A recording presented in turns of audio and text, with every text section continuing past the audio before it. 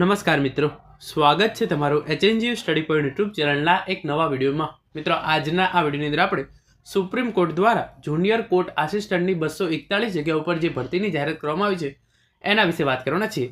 આજના આ વિડીયોની અંદર આપણે આ ભરતી માટે તમારી શૈક્ષણિક લાયકાત શું હોવી જોઈએ, વય મર્યાદા શું હોવી જોઈએ, સાથે સાથે આ ભરતીની અંદર તમને કેટલો પગાર, જો તમારું સિલેક્શન થઈ જાય છે તો કેટલો પગાર મળવા પાત્ર છે, એ તમામ બાબતો વિશે આપણે આજના આ વિડીયોની અંદર જોવાના છીએ. મિત્રો, HNGU study point YouTube channel દ્વારા તમને ભરતીની આવી તમામ માહિતી સૌપ્રથમ અને સચોટ રીતે પૂરી પાડવામાં આવતી હોય છે. ભવિષ્યમાં પણ આવી તમામ માહિતી મેળવવા માટે ચેનલને અત્યારે સબસ્ક્રાઇબ કરી લેજો. તો હવે શરૂ કરીએ આજનો આ વિડીયો. તો તમે જોઈ શકો છો, જુનિયર કોર્ટ આસિસ્ટન્ટની 241 જગ્યા 8મી માર્ચ અરજી માટેની અંતિમ તારીખ સુપ્રીમ કોર્ટે ભરતી જાહેર કરી. એટલે કે સુપ્રીમ કોર્ટ દ્વારા જુનિયર કોર્ટ આસિસ્ટન્ટની 241 જગ્યા ઉપર જે છે એ ભરતી જાહેર કરવામાં આવી છે. અને આ ભરતી માટે ઓનલાઈન ફોર્મ ભરવાની જે છેલ્લી તારીખ છે 8 માર્ચ 2025 રાખવામાં આવેલી છે. અને જો તમારું આની અંદર સિલેક્ટ થઈ જાય છે તો તમને દર મહિને ₹72,000 પગાર જે છે એ મળવાપાત્ર છે. ખૂબ જ હાઈ પગાર કહી શકાય.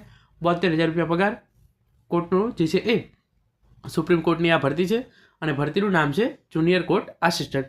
હવે આપણે જોઈએ કે આના માટે તમારી લાયકાત શું હોવી જોઈએ અને વય મર્યાદા જે છે એ શું હોવી જોઈએ. ટાઈપિંગમાં સ્પીડ 35 શબ્દ પ્રતિ મિનિટ હોવી જરૂરી છે. તો આ જુનિયર કોર્ટ આસિસ્ટન્ટની ભરતી છે, તમારે અહીંયા ટાઈપિંગ કરવાનું હોય છે. તો આની અંદર જો તમારે એલિજિબલ થવું હોય તો તમારા 35 શબ્દ પર મિનિટ જે ટાઈપિંગ સ્પીડ છે એ હોવી ખૂબ જ જરૂરી છે.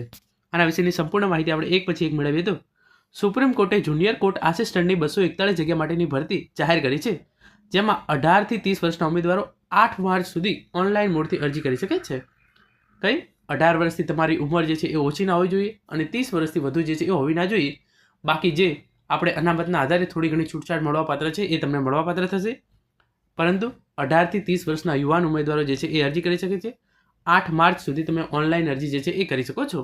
અરજી કરનારા ઉમેદવારોમાંથી સામાન્ય OBC EWS ઉમેદવારોએ ₹1,000 ફી ભરવાની રહેશે, જ્યારે SC ST અને દિવ્યાંગ ઉમેદવારોને ₹250 જે છે એ ફી ભરવાની રહેશે. એટલે કે તમે જનરલ કેટેગરી, OBC EWS કેટેગરીમાંથી આવતા હોય તો તમારે ₹1,000 જે છે એ આ તમારે ફોર્મ ભરવાની ફી છે એ ₹1,000 છે.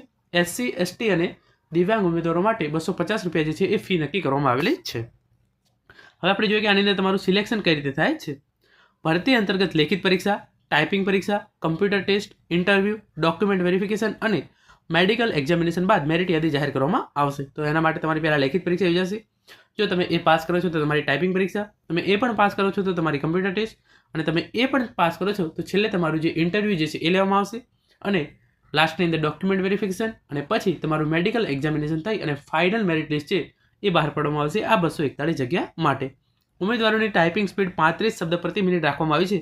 આગામી સમયમાં પરીક્ષા માટેની તારીખ નક્કી કરવામાં આવશે. એટલે કે આની તારીખ ક્યારે લેવામાં આવશે એની ઇન્ફોર્મેશન જ્યારે પણ આવશે તો એની માહિતી તમને HNGU study point YouTube channel દ્વારા ચોક્કસ પૂરી પાડી દેવામાં આવશે.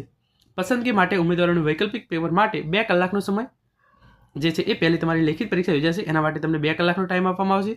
જે તમારું ટાઈપિંગ ટેસ્ટ યોજવામાં આવશે એના માટે તમને જે છે એ 10 મિનિટનો સમય આપવામાં આવશે. ડિસ્ક્રિપ્ટિવ પેપર માટે 2 કલાકનો સમય આપવામાં આવશે. વૈકલ્પિક પરીક્ષામાં પાસ થનારા ઉમેદવારોને ટાઈપિંગ ટેસ્ટ માટે બોલાવાશે અને પછી ઇન્ટરવ્યૂ માટે ઉમેદવારોની યાદી નક્કી કરવામાં આવશે. તો આ રીતે તમારું જે છે એ અલગ અલગ પ્રક્રિયાઓમાંથી પસાર થઈ અને તમે આ નોકરી જે છે એ મેળવી શકો છો. ઉમેદવારોને વૈકલ્પિક પરીક્ષામાં સામાન્ય જ્ઞાન, જનરલ એપ્ટિટ્યૂડ, અંગ્રેજી વિષયના જ પ્રશ્નો પૂછવામાં આવશે. તો શું પૂછાશે? સામાન્ય જ્ઞાન કરવાનું છે, જનરલ એપ્ટિટ્યૂડ અને અંગ્રેજી ભાષાના જે છે એ તમારે આટલા પ્રશ્નો જે પહેલી ઓબ્જેક્ટિવ MCQ એક્ઝામ પૂછાય છે એની અંદર તૈયાર કરવાના રહેશે. પછી તમારે તમારી ટાઈપિંગ સ્પીડ છે એની પ્રેક્ટિસ કરવાની છે અને પછી તમારી ડિસ્ક્રિપ્ટિવ એક્ઝામ છે એ પણ લેવામાં આવશે. જ્યારે ડિસ્ક્રિપ્ટિવ પરીક્ષામાં અંગ્રેજી ભાષામાં નિબંધ લખવાની પરીક્ષા લેવામાં આવશે. તો તમારું અંગ્રેજી ખૂબ જ સારું હોવું જરૂરી છે જો તમારે આ નોકરી મેળવવી હોય તો. આવનારા દિવસમાં તમામ પરીક્ષાની તારીખ જાહેર કરાશે. ભરતી પ્રક્રિયા અંતર્ગત પસંદગી પામનારા ઉમેદવારોને પ્રતિ માસ ₹72,000 સુધીનો પગાર ચૂકવાશે.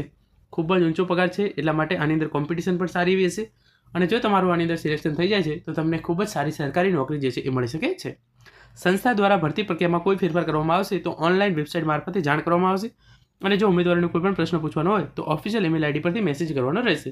તો જે આની ઓફિશિયલ વેબસાઇટ છે એ અને ઓફિશિયલ ઈમેલ આઈડી છે એ બંને હું ડિસ્ક્રિપ્શનની અંદર તમારા માટે મૂકી દઉં છું. તમે કોઈ પણ પ્રશ્ન હોય તો ત્યાં પૂછી શકો છો અને સાથે સાથે કોમેન્ટ બોક્સની અંદર પણ પૂછી શકો છો.